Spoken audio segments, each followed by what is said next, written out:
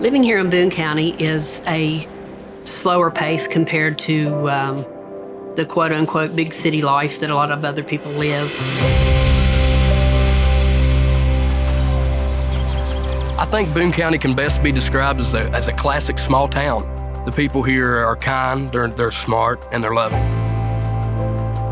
We don't have a lot of places to go that are local, so we either have to drive out to Charleston to shop as far as clothing or entertainment or whatever. People tend to do more quiet things. A lot of people here are very in tune to the outdoors. There's a lot of ATV riding and that kind of thing. And people encompass the mountains for their entertainment, because really that's pretty much all we have here.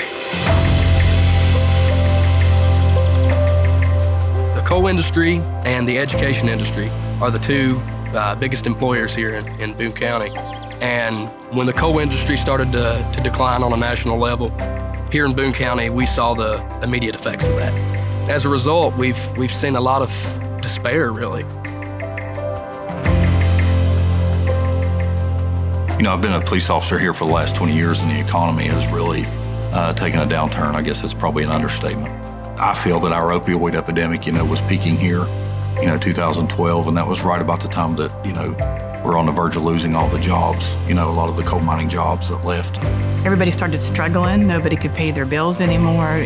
People were having to not only give up their own personal spaces, but everybody was having to now move in with their family members, because it was like one minute you're on top and you're doing great and you have a job and you have security and you have 10, 15 years under your belt, and the next minute, you don't have anything.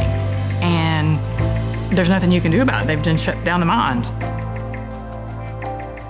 Before the downturn in jobs, before coal left, a lot of work, a lot of young men, that's what they wanted to be when they grew up. They wanted to be a coal miner like their father and their grandfather. And you had kids graduating high school without a college degree, going straight into the coal mines, making a lot of money, People were really making good money. I mean, we're talking $100,000, $150,000 a year, right? But the downfall of that was people were putting themselves in a lot of danger by going underground, black lung, all of these things, these health conditions that were coming from it. And so when the coal mine started shutting down, it slowly started to deteriorate. And about that time frame, OxyContin had come on the market. And so they started, giving people medications that they thought were going to be helpful. It wasn't anybody I don't think anyway, they were trying to help people. I mean, people were hurting. I think that's where we all got stuck, because it was a prescription. I lost my sister. She was 33 years old. She passed away due to complications from opioids. Two first cousins, when I was young. I'm no different than anybody else, but I really understand, what a drug issue can do to a family. How it can tear a family apart, what it does to the parents, what it does to the kids, what it does to the people who have children. What's it do to their children who are left without a mother or father. So it's pretty rough. We've lost so many members. If I scroll through my patient roster, I'd be afraid to know how many I could pick out that we've lost over the last 13 years directly to drugs. It took us a long time to figure out we had an issue, not just here in Boone or not just in West Virginia. It took a long time in the United States to figure out, opioids are an issue. Not avoiding the topic and just confronting it head on is one of the most important things you can do. We have great people here. We have smart folks with good ideas, and if we work together, we can solve any problem we have. But we have to come together to do that. When you think about Boone County, you cannot deny Boone County its work ethic, because we are hard workers here, and they're not afraid to get their hands dirty. None of us are. We're on a kind of an uptick to where people are banding together. Like I said, they're stepping outside of the box. They're thinking outside of the box of ways to help their community to do little things. If we all pitch in and do something small, we're going to have a great impact. One of the judges in Madison has actually piloted a nationwide project of a drug program that has been very successful.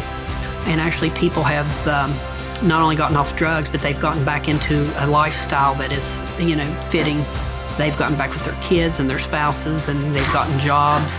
So, it's obvious that people are seeing now that there is some hope in rehabilitation and recovery. Coming back here to Boone, which is where it all kind of started, there's not a place I can't go here where I don't think about maybe some things that I did in my past. And now here I am working at Lotus, and we're bringing a treatment center to Boone County. Like, that's mind-blowing to me, And so I'm so grateful just to be a part of a process that's going to be able to help heal our community that's been broken for such a long time.